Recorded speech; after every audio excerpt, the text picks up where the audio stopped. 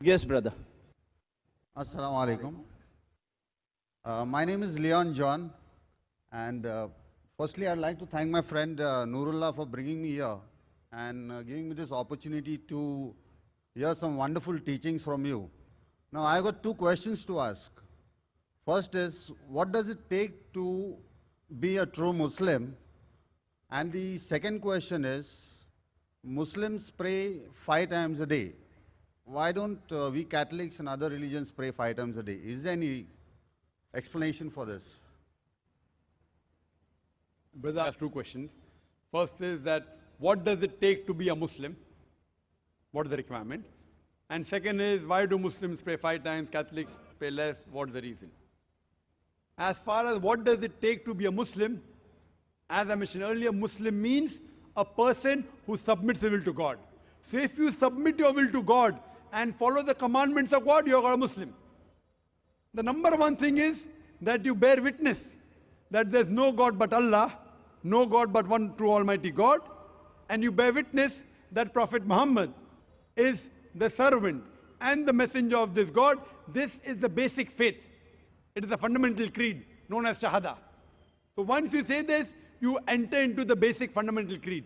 And to be a good Muslim, you should submit your will to Almighty God. So if you follow the commandments given by Almighty God in the Quran and the teachings of the Prophet Muhammad, peace be upon him, in the authentic hadith, then you'll be a good practicing Muslim.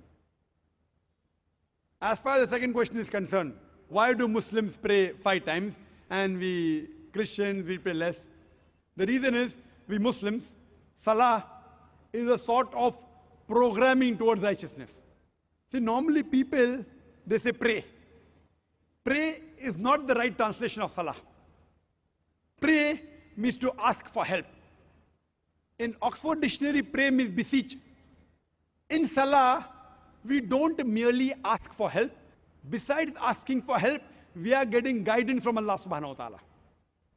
In other religions, we only ask for help. In Islam, besides asking for help, we are getting guidance from Allah subhanahu wa ta'ala. For example, if the Imam, after Surah Fatiha, he recites the verse of the Quran, of Surah Maida, chapter number 5, verse number 90. Ya ayyuhalladhina amanu, oh you believe, innamal khamru wal maisuru, most certainly intoxicants and gambling, wal anzabu wal azlamu, dedication of stones, divination of arrows, rijsum min amali shaitan, these are Satan's handiwork.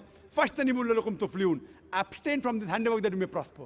Here we are getting guidance from Allah subhanahu wa ta'ala in our salah that don't have intoxicants, don't gamble, don't do fortune telling, don't do idol worship. These are Satan's handiwork. Abstain from it that you may prosper. So besides asking for help, besides asking, we are getting guidance from Allah subhanahu wa ta'ala and we are thanking Allah subhanahu wa ta'ala. So I prefer calling salah as programming towards righteousness. And if we analyze today, the amount of evil we see around us,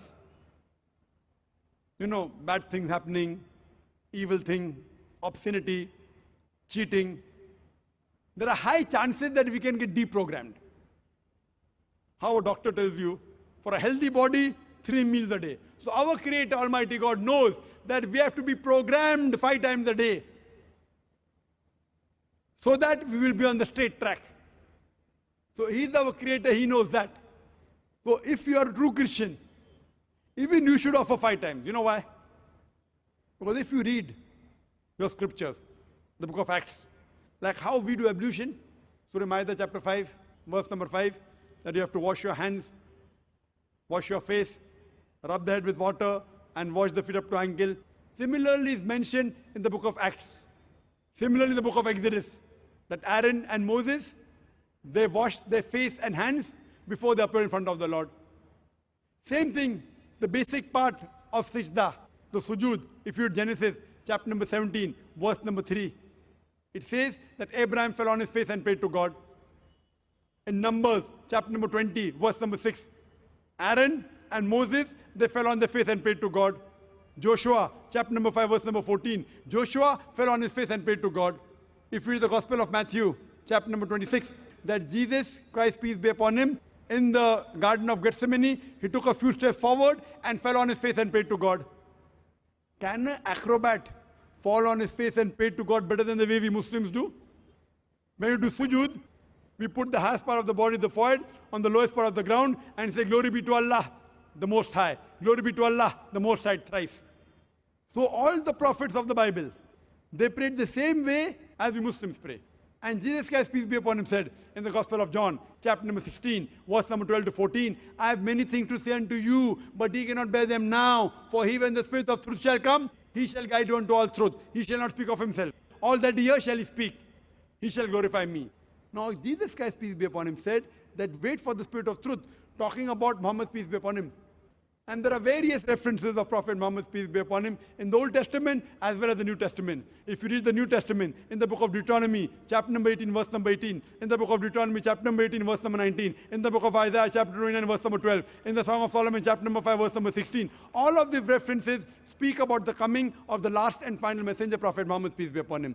Even in the New Testament, Gospel of John, chapter number 14, verse number 16, Gospel of John, chapter number 15, verse number 26. Gospel of John, chapter number 16, verse number 7. Gospel of John, chapter number 16, verse number 12 to 14. All of these references speak about the last and final messenger, Prophet Muhammad, peace be upon him. So if you're a true Christian, if Christian means a person who follows the teachings of Jesus Christ, peace be upon him, we Muslims are more Christian than the Christians themselves. If you're a true Christian, you have to follow the teachings of Prophet Muhammad, peace be upon him, and do ablution before Salah. You should do sujood. And you should pray 5 times a day. Hope that answers the question. Thank you. I appreciate that.